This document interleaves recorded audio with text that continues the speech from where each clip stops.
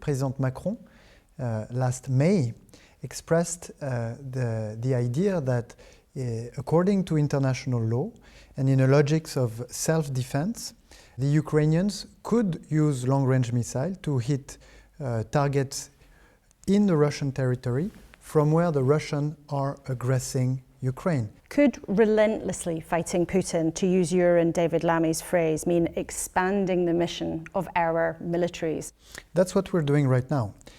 We are convinced that we need to keep supporting Ukraine to allow the Ukrainians, when they consider that the time has come, to enter peace negotiation in a position of strength. This is the reason why we keep training and equipping the Ukrainian soldiers. A full brigade was trained in France over the past few months. It's in the process of going back to Ukraine and be able to fight on the front line. President Macron previously didn't rule out putting troops on the ground. So can you see a day when French troops might be deployed in Ukraine? What President Macron said is that we should not set and express red lines. We should set a strategic ambiguity and not say what we ought or what we ought not to do. And this is the reason why we do not discard any option publicly. And again, in close cooperation with our allies, with the UK, with the Europeans, with the US, and with the Ukrainians, we decide on what strategies to undertake. Is everything, though, potentially on the table? We will support Ukraine as intensely and as long as necessary. Why? Because it is our security that is at stake. Each time the Russian army progresses by 1 square kilometer, the threat gets 1 square kilometer closer to Europe. Our security is at stake, and that's why we stand alongside the Ukrainians. What about accelerating Ukraine's entry to NATO? One of the things President Zelensky's victory plan has in it is an immediate invitation.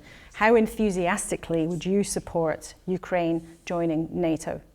Well, we've expressed our openness on the principle of extending an invitation to Ukraine and more broadly, Euro-Atlantic integration. And that means NATO invitation. That also means EU accession. You say you have expressed an openness to it, but given the new dangers, do you think it is something that should be accelerated? This is a discussion that we're having with other NATO countries to get them to sort of get closer to our position.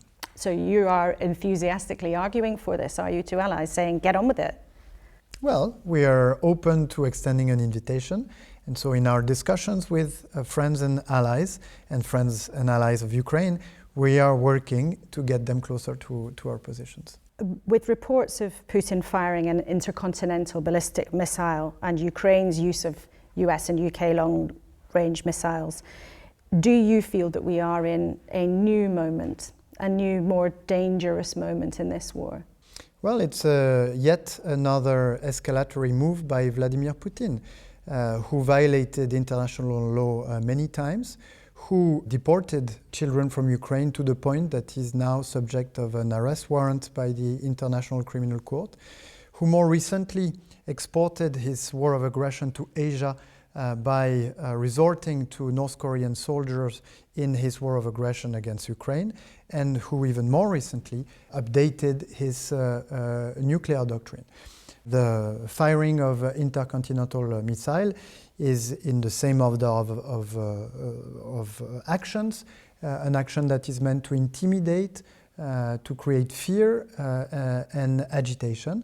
We will not let ourselves be intimidated by Vladimir Putin.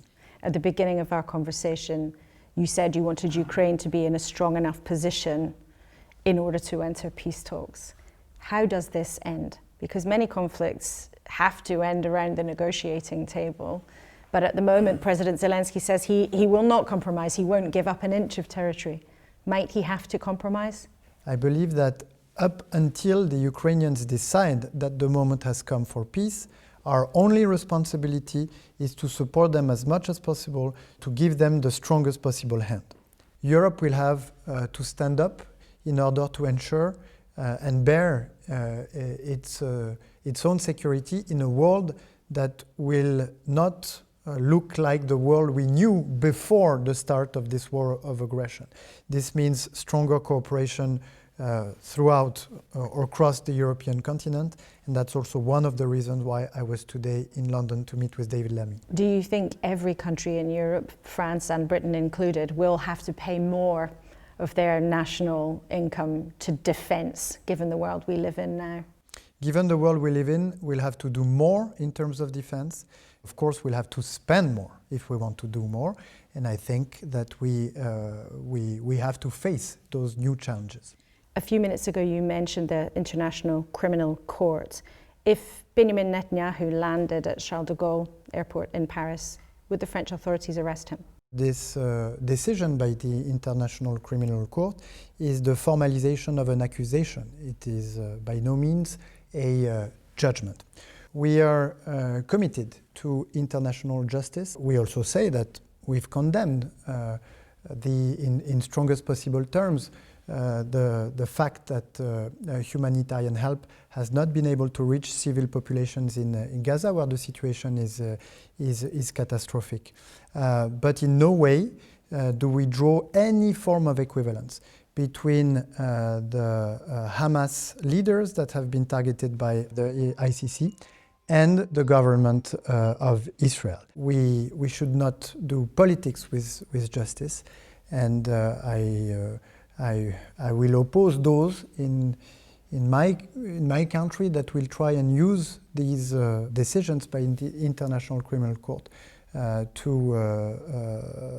as fuel for their political campaigns, so to speak. And if I may, final question. The Prime Minister here and his team talk all the time about a reset with our European neighbours. What does that mean to you? Because as a concept, I'm not sure that our viewers really know what our government means by it. What does it mean to you? Well, I'm the first French foreign minister to visit London in 6 years. So I think that a reset is warranted, and it is more than welcome. We have this shared view about what the future of global governance should be. And in these times where brute force seems to be the way that a number of countries want to govern the world, we need to have an alternative view, which is the view of dialogue, negotiation, of collective solutions to the challenges of our times. Minister, thank you so much for speaking to us today. Thank you very much.